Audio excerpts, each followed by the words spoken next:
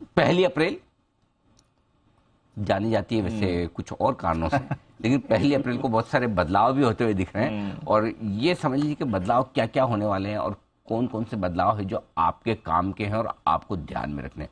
तो हम इसको एक काम करते हैं, 2 टुकड़ों में कर देते हैं। पहले तो वो बदलाव जो मार्केट से रिलेटेड है, तो पहले मार्केट में क्या क्या बदलने वाला है जरा वो समझ लिया जाए। नूपुर बताइए। बिल्कुल सर, 31 मार्च और 1 अप्रैल बहुत इंपॉर्टेंट डेट्स होती है दोनों। 31 मार्च भी इम्पोर्टेंट है? हाँ सर। अच्छा। क्योंकि डेडलाइन 31 मार्च होती है और जो नए रूल्स वो 1 तारीख से होते हैं। सही जवाब। तो जितना भी आपको काम करना है वो 31 से पहले कर लीजिए, क्योंकि उसके बाद नए नियम लागू हो जाते हैं। तो सबसे पहले मार्केट से जुड़े मैं अपडेट्स बता देती हूँ। जहाँ पे जो म्यूचुअल फंड में अगर आपको नॉमिनेशन देना है, क्योंकि उसकी डेडलाइन 31 मार्च है, म्यूचुअल फंड में अगर आप नॉमिनी का फॉर्म नहीं भरते तो आपका अकाउंट, आपका जो फोलियो अकाउंट है वो फ्रीज हो जाएगा। वहां पे आप कोई ट्रांजैक्शन नहीं कर पाएंगे, आप यूनिट्स नहीं बेच पाएंगे। उसमें एक और ऑप्शन है, अगर जिसे नॉमिनी नहीं फिल करना है वो ऑप्ट आउट का ऑप्शन भी सिलेक्ट कर सकता है, लेकिन आपको यहाँ पे कुछ ना कुछ ऑप्शन सिलेक्ट करना ही है 31 मार्च के पहले, अदरवाइज 1 अप्रैल से ये अकाउंट आपका फ्रीज हो जाएगा। दूसरा बहुत इंपॉर्टेंट चेंज जिसकी हमने बहुत चर्चा भी की, एसटीटी, जहां ऑप्शन में जो एसटीटी सिक्योरिटी ट्रांजैक्शन टैक्स उसकी जो दरें वो अपडेट हो जाएंगी। 5,000 से बढ़ाकर जो 6,250 की गई थी, 25% से जो बढ़ाया गया था वो भी 1 तारीख से एप्लीकेबल हो जाएगा। फ्यूचर्स में भी जो रेट बढ़ाई गई थी 0.01 से बढ़ाकर 0.0125 किया गया था, वो भी 1 तारीख से एप्लीकेबल हो जाएगा। इसके अलावा जो ट्रांजैक्शन चार्जेस होते हैं एनएससी के, जिसमें बदलाव किए गए चार्ज, जो ट्रांजैक्शन चार्जेस है, जो 4% की कमी की गई है, वो भी एप्लीकेबल हो जाएंगे 1 तारीख के दिन से।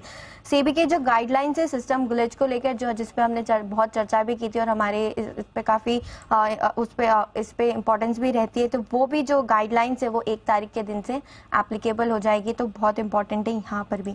ऑटो इंडस्ट्री में भी काफी सारे बदलाव होने वाले। 1 तारीख से भारत एनसीपीए लागू हो जाएगा, जहाँ पे जो रेटिंग बेस्ड सेफ्टी असेसमेंट होते हैं इंडियन कार्स के काफी सारे पैरामीटर्स पर, तो ये एक इम्पॉर्टेंट है कार मैन्युफैक्चरर्स के, जिस पे उनकी नजर रहने वाली है। BS6 के नॉर्म्स का जो फेज 2 वर्जन है वो भी 1 तारीख से लागू हो जाएगा।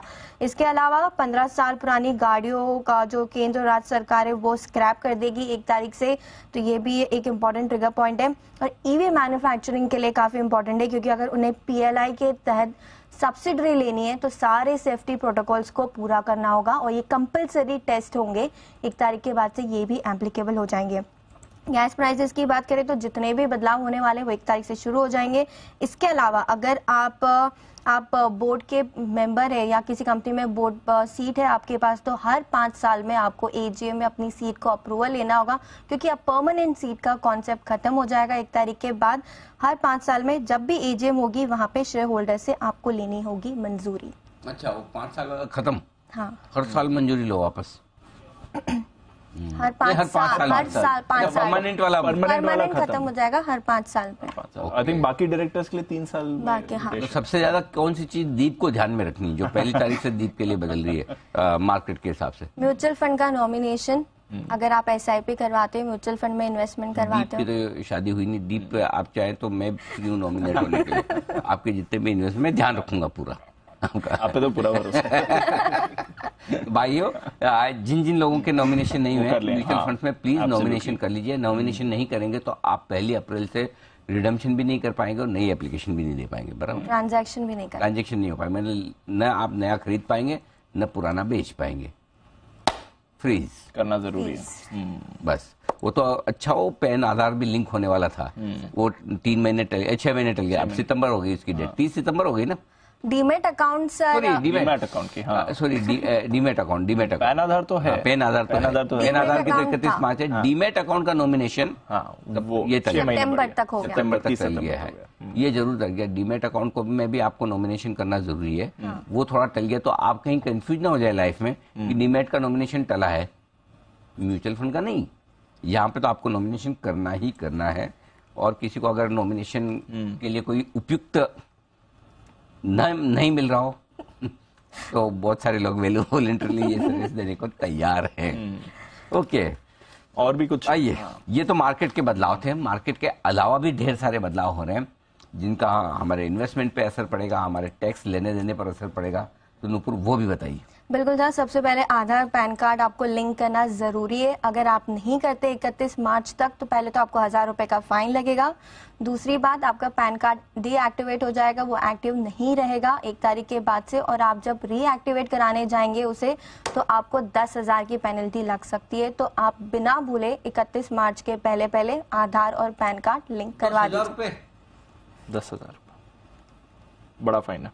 ओके, पैन कार्ड को रीएक्टिवेट करेंगे, 10,000 रुपये ज्यादा है। हाँ सर। स्पीडिंग के भी 2,000 रुपये लगते हैं सिग्नल तोड़ने के 200 रुपए, पैन लिंक नहीं करने के सीधा 10,000। 10,000 रुपए कुछ ज्यादा नहीं है। बहुत ज्यादा अच्छा है ना, बेटर कर ही ले, ज्यादा कर ले, डिले मत करें। ठीक बात। वैसे प्रोसेस बहुत सिंपल है सर, उसमें कुछ ज्यादा करना नहीं पड़ता, एक बार में हो जाता है। हाँ, बात सही है, इजी है, कोई मुश्किल काम नहीं है, लेकिन करना है आपको। और बताइए। बिल्कुल सर, दूसरे जितने भी टैक्स से जुड़े हुए नियम है वो 1 तारीख से बदल जाएंगे। इतने सारे अपडेट्स आए हैं। शुरुआत करते हैं नए टैक्स रिजिम जो 1 तारीख से 1 अप्रैल से लागू हो जाएगी, जहाँ पे जो नई दरें जो अपडेट हुआ है, नई टैक्स रिजिम में नई दर लागू हो जाएंगे 1 तारीख के दिन से। मार्जिनल टैक्स बेनिफिट का जो रिलीफ है वो भी आपको नई स्कीम में मिलेगा। इसके अलावा अगर FY23 जो करंट फाइनेंशियल ईयर चल रहा है उसमें आप जितने भी इन्वेस्टमेंट्स करना चाहते हैं अपनी टैक्स सेविंग्स के लिए, उसकी 31 मार्च लास्ट डेट होती है, तो वो आप कर लीजिए। और इसके अलावा अगर आप लॉन्ग टर्म कैपिटल गेन्स के फायदा लेने, जितने भी फायदे लेने चाहते हैं वो 31 मार्च से पहले ले सकते हैं, जैसे कि डेट म्यूचुअल फंड, क्योंकि 31 मार्च के पहले अगर आप इन्वेस्टमेंट करते हैं तो आपको लॉन्ग टर्म कैपिटल गेन्स का फायदा मिलेगा।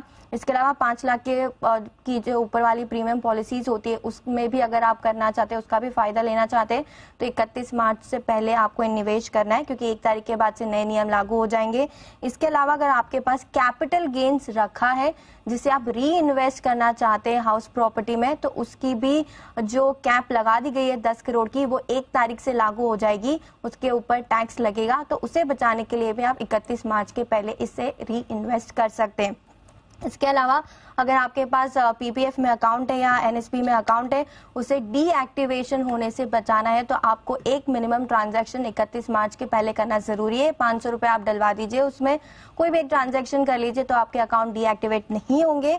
NPS के जो रूल है उसमें भी कुछ बदलाव होंगे। अगर आप जैसे कि आप उसे विड्रॉ करना चाहते हैं, विड्रॉवल करना चाहते हैं, तो आपको सारे डॉक्यूमेंट्स देने होंगे, जैसे कि पैन कार्ड, आधार कार्ड, सारे डॉक्यूमेंट्स देना कंपलसरी हो जाएगा। कमोडिटी से रिलेटेड भी कुछ बदलाव हो जाएंगे 1 तारीख से, जैसे कि पूरे देश में गोल्ड से रिलेटेड बात करें तो पूरे देश में सिर्फ हॉलमार्किंग वाली गोल्ड ज्वेलरी ही बिकेगी। तो एक इम्पॉर्टेंट ट्रिगर पॉइंट है गोल्ड के लिए, कमोडिटी बाजार के लिए। और सोया मिल्क की भी बात करें तो यहाँ पे 1 अप्रैल से नहीं होगा ड्यूटी फ्री क्रूड सोया तेल इंपोर्ट, तो ये भी एक इम्पॉर्टेंट ट्रिगर पॉइंट है जहां पर नजर रहेगी। लेकिन आधार और पैन कार्ड लिंक करना जरूरी है 31 मार्च के पहले तक। ओके, तो ये है आपके लिए ढेर सारा कामकाज जो आज कल फ्राइडे तक कर लीजिए। मैं सोच रहा हूँ कि आप लोगों को बहुत चीजें करनी होगी। मैं सोच रहा हूँ आप लोगों को मैं थर्सडे की छुट्टी दे दूं। आई थिंक एक दिन कम है सर, बढ़ा दीजिए, फ्राइडे भी ऐड, चलिए सैटरडे भी। सैटरडे तो 1 अप्रैल हो गया, फ्राइडे भी कर दीजिए सर। फ्राइडे फ्राइडे का आइडिया अच्छा है छुट्टी का, मैं इस पर सीरियसली विचार करूंगा। फ्राइडे की छुट्टी पर मैं सीरियसली विचार करूंगा। फिलहाल आप थर्सडे की छुट्टी के बाद मुझे अपडेट करें कितना काम हो चुका, कितना बाकी है, तो मुझे उससे पता चल जाएगा कि ये अगर काम एक दिन की छुट्टी में नहीं हुआ तो एफिशिएंसी ऑफिस और घर दोनों जगह कितनी, इसका मेजरमेंट वहां पर हो जाएगा। और या फिर ये पता चल जाएगा कि फिर किस किस के कितने इन्वेस्टमेंट्स हैं, कितना भागना है, बहुत कुछ चीजें पता चलेगी एक दिन की एक्स्ट्रा छुट्टी मांगने पर। ओके, चलिए।